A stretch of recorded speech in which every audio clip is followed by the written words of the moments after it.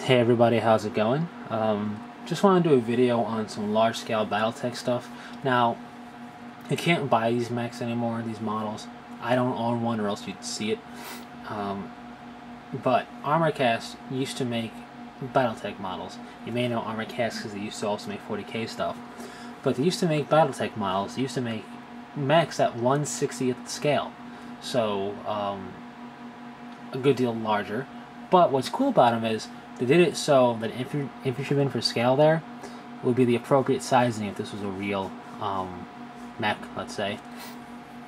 So you could play in larger scale games and use infantry you may have from other systems or whatever that fit in. If you wanted to use regular infantrymen in a game alongside your mechs to play a larger scale game. They're meant to be played. Collected, but also played. And basically, ArmorCast made 3 mechs. They made the Atlas here and 2 clan mechs. And the license ended in 2007, which I do recall because I remember seeing them for sale pre-2007 when I was working part-time in between college semesters during the summer. I saw them, and I was tempted to buy one, and I never did. I don't remember why I didn't buy one. I do wish I have. I kind of regret not getting one, because even if I had just one, it'd be cool to have, at the very least as a collection, or a collector's type of thing. But I haven't seen it on eBay either. I do occasionally check, just in case, but no luck so far. Anyways, they made 3. This Atlas stands 10.5 inches tall. It's the only Innisphere mech they made. It's the 100-ton assault mech. It's multi-parts. You can pose it. You can have the arms actuated however you want, the legs posed, the torso twisted if you wanted, which is cool. I do like that. What else can I say? Apparently people still play in large-scale games for Battletech. They convert or make up their own mechs now. Some people have gotten really good at scratch building their mechs, and they have made kits. And I don't know exactly who, but I know I can find out very easily on the internet. I don't know if they still make kits, but they used to. So that may be a route I eventually go if I really want to get into it.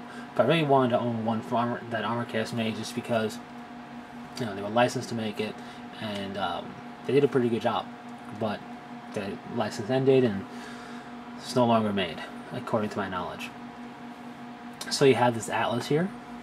They also made the Mad Dog primary configuration, and you can see here it's with infantrymen for scale. I hope you can see it. It's a little bright on my little viewfinder here. And they have terrain. Now that's not 40k terrain, obviously, but it's the same scale that I can tell based on the infantry around it of the 40k terrain. So if you are like me and have infantry and stuff of that scale, it would in theory work if you had one of these. Now I'm not saying, you know, it's great, you should go out and get it and all that. I'm just saying that there is terrain out there kit-wise, either 40k terrain, third-party terrain that's more neutral, that if you didn't want to make up your own, you could buy and utilize for this 1/60th scale mech that would work appropriately. So that is what is cool. And they also made the Timberwolf Prime. Again, another classic mech. And it looks great. So this is the catalog here, and we'll get to that in a second. So you can see they also made clan battle armor, the elemental battle armor, which stands 2 inches tall. And the infantrymen, the battle armor, and the mechs are all designed to be used together, as you can see in this kind of scaling. Just to show you different size comparisons and different posings. So they're meant to be utilized together. There's the Atlas, a flatbed truck, a Timberwolf, a Mad Dog, and now you have arms. Now the writing on the left here, on the left side of this picture, is for this picture.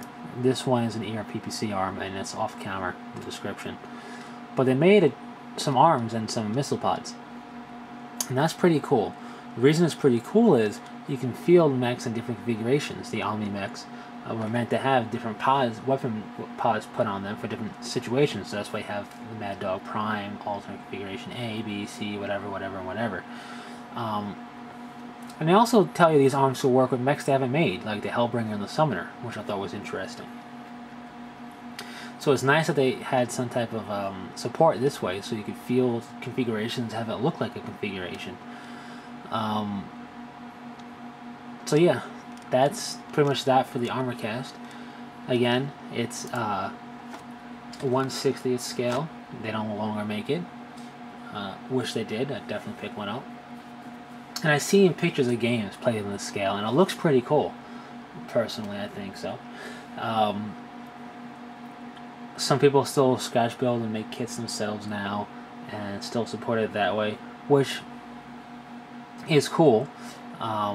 If I ever really try and get into something like this, once I learn Battletech in general, I don't know the rule sets.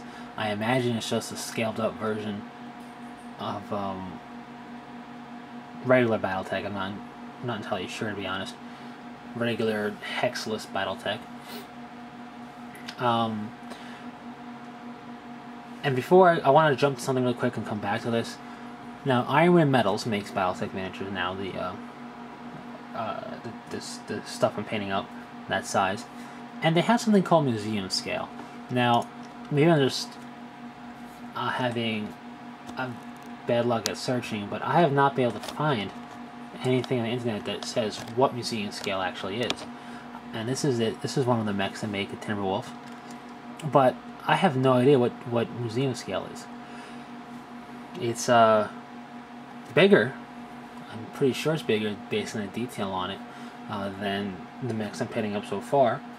I don't know how much bigger. I doubt it's 60th scale, 1/60th scale, because it's, from what I have been able to figure out, it's a pewter model, and that would just be a lot of pewter and really heavy. But from what I'm able to find out, it's pewter. I'm just out of curiosity, I'd like to know the scaling. They make a couple others. They make the Atlas, they make the Timberwolf, the Mad Dog, and I think they make a Zeus in this museum scale. And I just can't find what that means in terms of scaling for it. So if somebody can tell me, that'd be pretty cool. That's just me being curious. So that's from the Iron Metals, their museum scale. The thing with their site is they have no product description on their online store. So aside from telling you what it is, they don't tell you like what it's made out of, which is pewter, but they also don't tell you the scaling or what it comes with or anything like that. So before I wrap up, I just want to say I think this is cool because to me it's like the reverse of Epic scale. With 40K, if you want to play a more destructive type of game, or if you want to go, they went bigger by making models smaller in terms of you can play a game across an entire continent or world and represent it with what you have, and have, you know, 3 regiments of Imperial Guard or whatever it is, or a full Orc Wa represented, and you just do battle with great destruction that way. This is the opposite of that. Instead of going epic scale in terms of making the models smaller so you can have more, they went the opposite and large scaled it to 1/60th. So you need a bigger table to field the same amount of mechs, but at the same time, it's a more, instead of, to me, epic scale is more of, instead of being in the thick of it, you kind of a step back, like on a command console, like a tactical command console. Excuse me. Now with this large scale, it's more like, it's more a lot closer in. They feel like, I think it immerses you more. The mechs are bigger, the terrain's going to be bigger to be appropriate, even the infantry and the small guys are going to be bigger. I think it's going to be more visually appealing from what I've seen, and just more immersive that way, if that's what you're into. Some people find Epic totally immersive. I honestly don't. I think this stuff is too small for me personally. But anyway, just wanted to throw that in there, just my thoughts on that. And that ends this ramble. I ramble a lot, don't I? But thought that might be interesting for some of you out there, or maybe not have heard about it. Unfortunately, it's not for sale anymore. They don't make them anymore. They don't have the right to it anymore, or the license. Will they ever get it back? Or I don't think so. I doubt it. Will a company ever pick up this slack and make the bigger, large scale stuff? I have no idea, but will be kind of cool. So that's it, And until next time, take it easy.